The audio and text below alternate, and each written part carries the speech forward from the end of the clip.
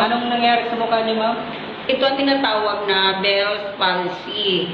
Ito yung umaatake ito kapag yung immune system nyo sa katawan mahina at the same time puno kayo ng stress. Ako kasi wala akong hilig uminom ng vitamins. Wala akong anything na tinitake. As in, basta lang ako pumapasok na buhay, nagtuturo, ayun, at nai-stress. So, ito yung pinalabasan. Kaya nandito ka sa Fairmax kasi mag-order ako. Ay, bongga. Na masubukan din. Oo, subukan natin. Oh.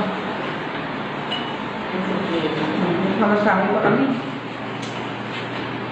Lord, maging sangkapan. Ang Fairmax sa pagkakas. Si ma'am po ay nagkaroon po ng Bell's palsy. Ang ibig sabihin po niyan ay ang pagkatabingi ng muka na hindi na maigalaw ang kabila. So nakita niya po ang aking post sa Facebook about Permax 3 cream na maganda sa health problem, kaya bumili siya po ng Permax 3 cream. Kaya ngayon pinapahiran po namin siya para matulungan at maresolba ang kanyang Bell's palsy sa muka.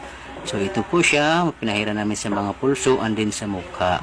So after 15 minutes na pagpahid, ayan, pantay na ang mukha ni ma'am. Thank you Lord.